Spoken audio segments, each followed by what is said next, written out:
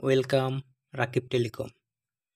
তো আজকে আমি ভিডিওতে দেখাবো কিভাবে বাটন ফোন খুলতে হয়, কিভাবে টাচ ফোন খুলতে হয় কোনো প্রকার ক্ষয়ক্ষতি ছাড়া। সর্বপ্রথম আমি বাটন ফোন দিয়ে দেখাবো। আপনাদের সময় বাঁচানোর জন্য আমি এখানে স্কিপ করে নাটগুলো খুলে নেব।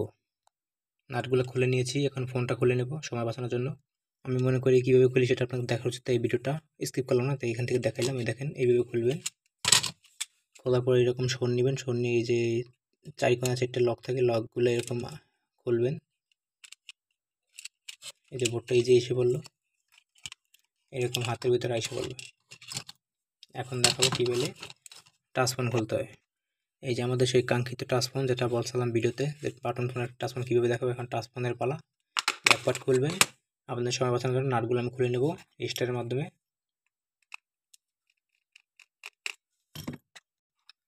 দেখেন, এটা কিন্তু নাটের উপরে স্টিকার আছে, তার মানে এটা ইনটেক সেট। ইনটেক সেট কীভাবে বুঝবেন? এইরকম নাটের উপরে স্টিকার থাকে। বন্ধুরা, আপনাদের সময় বাঁচানোর জন্য আমি নাটগুলো খুলে নিয়েছি। এখন আমি ফোনটা কীভাবে খুলে সেটা দেখাবো। তার জন্য লাগবে আপনাদের একটা ওপেনার, যে এইরকম একটা ওপেনার লাগবে, এটাকে ওপেনার বলে। তো ওপেনার দিয়ে সর্বপ্রথম কি করবেন, এই ফোনটাকে দেখবেন যে এটা কি ট্রিপল পার্ট না ডুয়েল পার্ট।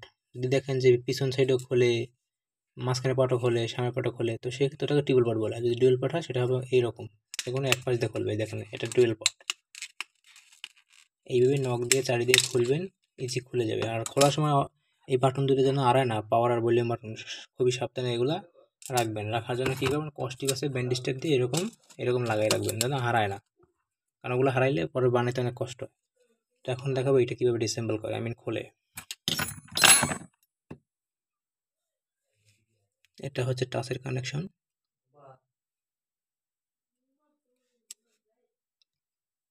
এখন ডিসপ্লে কানেক্টরটা খুলবেন। এটাকে বলে ভাইব্রেশন মোটর, যে ফোন কাঁপায়।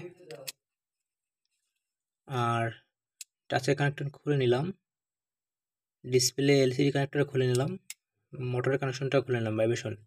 এখন আমি বোর্ডটা এখান থেকে তুলবো। তোলার জন্য আমার এই নাট তিনটা খুলতে হবে, তিনটে নাট দিছে। আপনাদের সময় বাঁচানোর জন্য আমি নাটগুলো খুলে নিয়েছি। এখন আমি বোর্ডটা এখান থেকে তুলবো। দেখেন আমি কীভাবে তুলি, আপনারা এইভাবে তুলবেন। সাবধানে সাবধানে খুলবেন, কাস্টমারের জিনিস ক্ষয়ক্ষতি করবেন না। আর দেখেন এখানে কিন্তু স্পিকারের ফ্লাক্সটা লাগানো, তো ফ্লাক্সটা তোলার জন্য আপনাকে এইভাবে তুলতে হবে। তো দেখতে পারলেন আমি কীভাবে বোর্ডটা তুলে নিলাম, আপনারা এইভাবে তুলে নেবেন।